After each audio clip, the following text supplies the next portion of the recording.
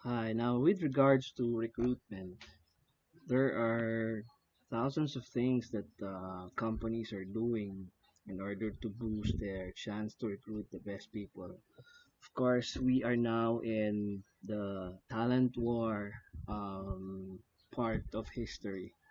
And yes, indeed, we have all the information at the tip of our fingers, but it's not just our fingers but everybody's fingers. So everybody has access to that, right? So I think the name of the game is not only information. It used to be that, but it has to be speed. You have to highlight that even in recruitment. Again, we are not in the information age. We are beyond information. This is the speed age. We know that these things are available, but everybody has that also. So, what is our unique selling proposition? We have to be able to hire the right people at the right time, at the speediest possible time, and we have to keep them. Usually, it has something to do with connections and with the kind of culture that we have. So that is why, in this article, we are reminded six best practices to drive your recruitment and selection process. Number one is the emphasis on culture. Make sure to introduce candidates to your company culture by developing a strong employer branding strategy, which is really what all the big companies are doing.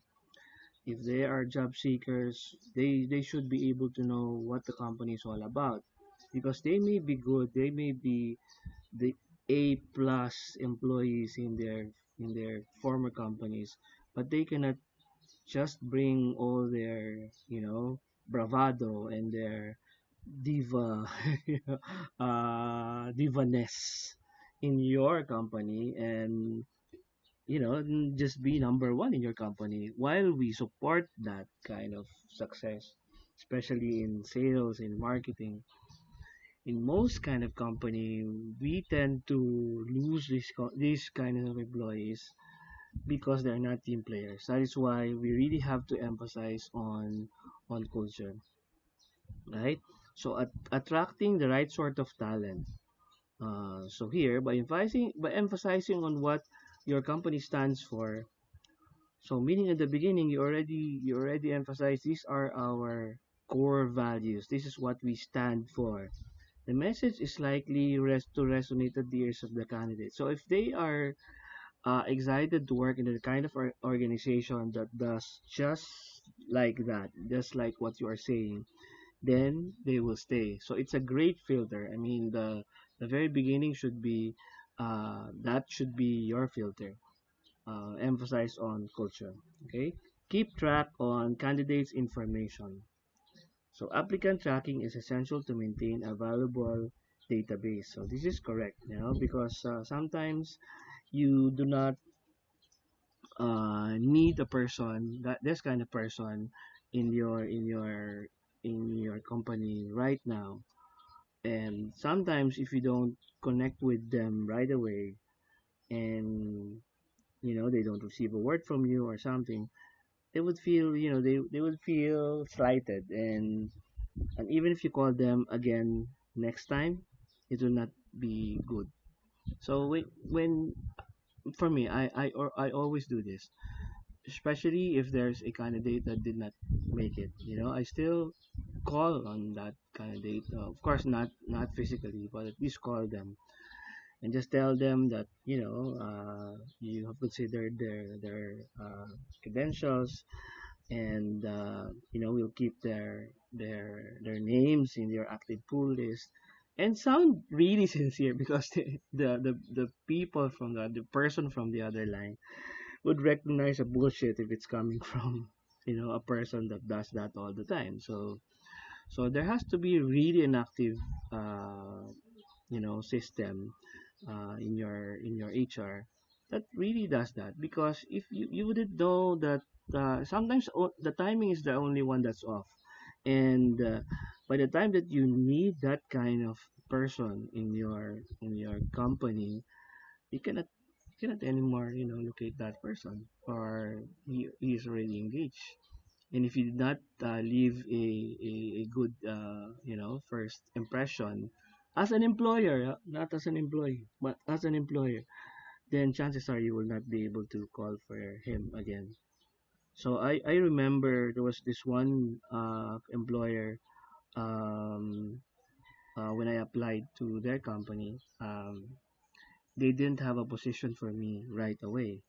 So what the president did, because in that company it's the president recruiting.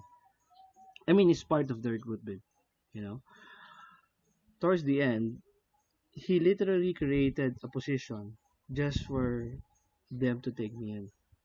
And the reason for that is he knows, strategically, he knows that the positions may change, but sometimes people like this one, it's hard to find. So maybe you'll be able to pay, you'll pay more for this person for taking him in earlier, maybe for 1, 2, 3 months, but eventually something will come up. So I think that's the kind of attitude uh, that you must have. Of course, he can do that because he's the president. So that is the reason why it's also good to have your critical candidates, be interviewed by the president or someone who really can decide. So keep track of your candidate's information, especially the things that does not show on the resume, because sometimes you tend to just summarize a person's qualification or resume just by the education, the education level that they had, their experiences, but especially I think on the strengths of the person, and the character. I think those are the things that you really have to consider.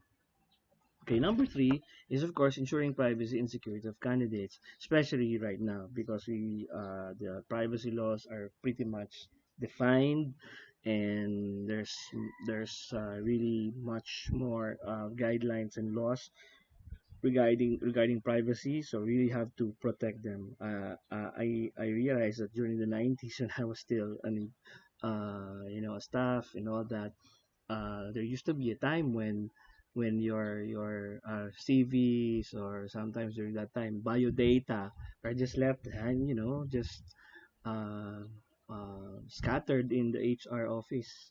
Everybody sees it. Sometimes you can see the resume of another candidate. Oh, this is a beautiful candidate. What's the telephone number or the cell phone number, right? Now it cannot be like that. The file 201 is the holiest of files, so you really have to take care of that. And the the platform that supports that, if it you can even do that in your companies, and even the local IT guy, local programmer can do that. It's very simple. Just put all the information in a database, and the hard copy just file it in the file 201. So leverage social media platforms. This is one of the things that I've been doing ever since Facebook came out, and then followed by Twitter, um, as early as 2007, 2008. I think this is the first time that social media really came about. Even before Facebook, Friendster, MySpace, Multiply, there are there are spaces where people, really share their inner angst and all that. And sometimes I would really take a look at, the kind of person that person is, because this is the summary of the non-pretenses, the summary of the person without all the best foot forward thing. And that's the time that you can really catch him not really doing bad or something doing good, but catch him as he really is. Because sometimes, on a positive note, sometimes you forget to share things that are really uh you know uh that you are really passionate about. Like for example, you're passionate about saving the trees and the environment. It sounds corny, it sounds trite, in an interview. So sometimes candidates would not say that, but if you look at their pages or their social media platforms, you will see what kind of person he is. For example, the love of for his family, his grandparents and all that. Those are values that are easily noticed when you look at social media post of in certain individual. That's why I really tell my students to be really careful, thinking before you click, thinking before you share in those things in social media platforms. Adopt agile hiring methods. Okay, according to researches, uh, especially here in the Philippines, I don't know, with maybe in other countries it's different, but in the Philippines, um, most of the people get hired by referral. So if you have a company with people who are not referring, friends and their contacts, it says something about the kind of company that you have. Agile hiring methods. There's so many things that you have to consider. Of course, a lot of them, the technical stuff are there. There are ways in order to broaden your talent pool. In the Philippines, there are places wherein you can post you can give your posters, your hiring, posters. You can even do that in malls or the peso office and all that. So many places. I can do it up, put it up in your page so that people will know.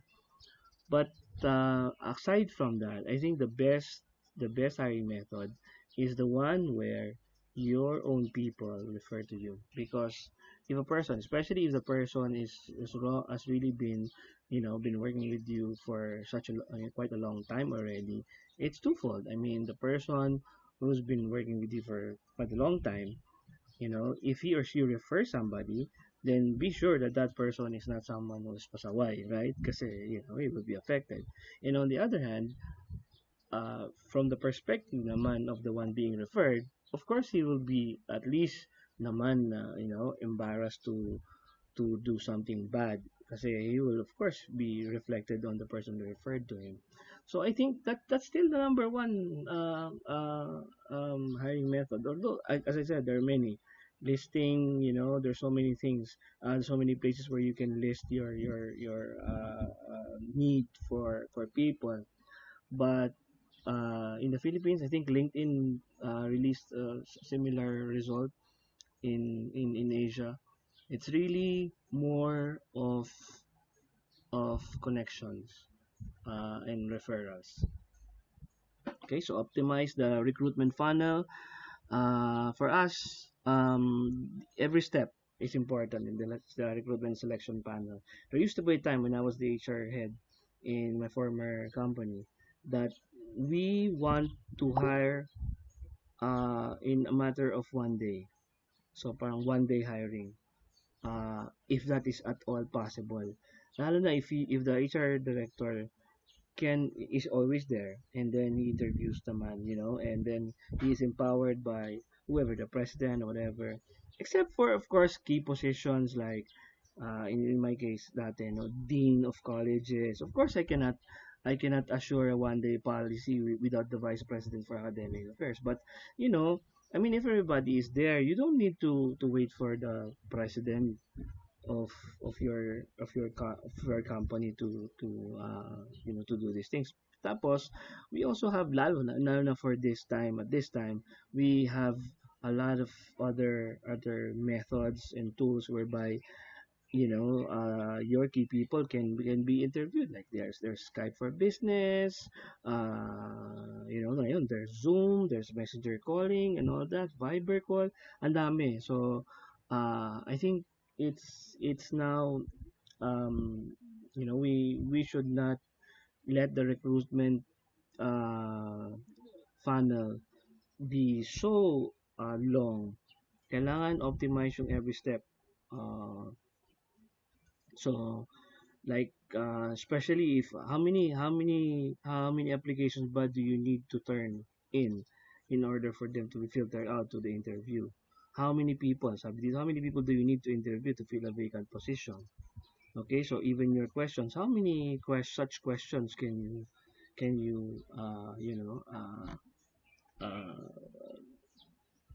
be able to ask in order to compare? Because how many comparisons do you need? Paano kung dalawa in Unit 3 and talagang tipo nagmamadali, di ba? All those things have to be considered. So, I think this 6 has to be the critical steps or critical practices that drive your recruitment and selection process. Thank you very much.